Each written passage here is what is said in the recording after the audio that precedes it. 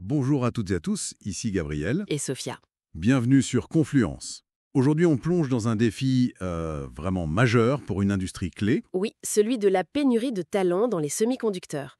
On se base sur un dossier récent d'Electroniaise. C'est ça, une vraie chasse aux talents qui est lancée. Et c'est un problème mondial, ça touche l'Europe, l'Asie, les États-Unis. Absolument. L'enjeu est critique pour l'innovation, pour la production future. Pour donner une idée de l'ampleur, aux États-Unis, la SIA, L'association de l'industrie là-bas, exactement, elle estime qu'il pourrait manquer quelque chose comme 67 000 personnes 67 000. sur les 100 000 créations de postes attendues avec leur plan d'investissement. C'est ça pose question sur la capacité à faire tourner les nouvelles usines, forcément. Et j'imagine que l'Europe n'est pas en reste. Ah non, loin de là. Pour atteindre notre objectif de 20% de part de marché d'ici 2030, Le fameux CHIPS Act européen, voilà, il faudrait trouver 400 000 travailleurs de plus. C'est juste colossal. 400 000. Un rapport de Deloitte le soulignait d'ailleurs. Les visées habituelles ne suffisent plus. Et en Asie, on imagine que c'est pareil, hein. Même chose, attirer et surtout garder les talents, c'est devenu une priorité absolue. Un risque même. D'accord. Mais alors, d'où ça vient ce manque généralisé? C'est quoi les racines du problème? Il y a plusieurs choses qui se combinent.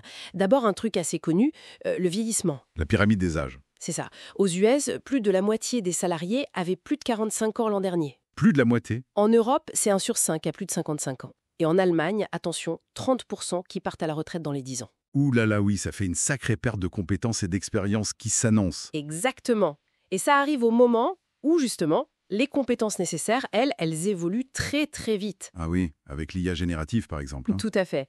Ça demande des profils capables de concevoir les puces de demain, des puces ultra performantes. Et ces compétences, elles sont encore rares. Donc d'un côté, l'expertise s'en va, de l'autre, les nouveaux besoins sont difficiles à combler. C'est un peu la double peine. C'est exactement ça. Et puis, il y a aussi les attentes des jeunes. L'ex-18-34 ans. Oui. Ils sont plus sensibles au sens du travail, à l'impact environnemental. L'image un peu classique de l'industrie, ça leur parle pas toujours. Je vois. Faut ajouter aussi la pression des réglementations, non? Les CHIPS Act. Bien sûr. Souvent, pour avoir les financements publics, il faut montrer patte blanche sur la formation, le développement des compétences.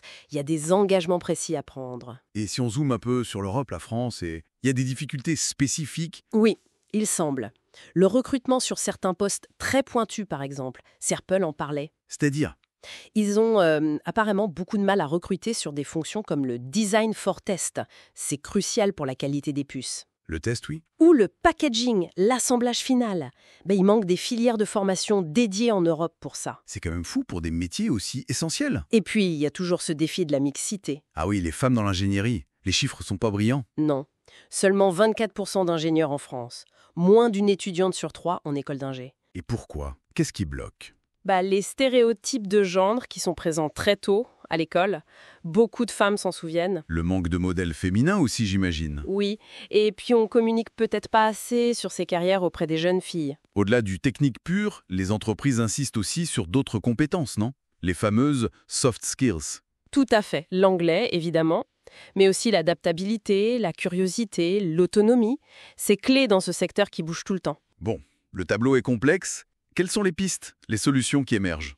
La collaboration, ça revient beaucoup. Entre qui et qui? Entre les industriels et le monde de l'enseignement. Siperl qui travaille avec des écoles, STA Crolls avec l'Académie de Grenoble pour former des techniciens. Il y a des exemples. Logique, il faut anticiper les besoins. Et puis, il faut attirer plus de diversité, notamment des femmes. Les plans comme filles et maths, les quotas en prépa, ça va dans ce sens, non? Oui, ça vise ça. Mais bon, il y a encore du chemin. L'attractivité, ça passe aussi par l'image de l'entreprise, non? La marque employeur? Exactement. Mettre en avant les valeurs, la vision, soigner l'expérience des candidats, des salariés. Faire des employés des ambassadeurs, c'est une stratégie. Et enfin, la formation continue. Indispensable.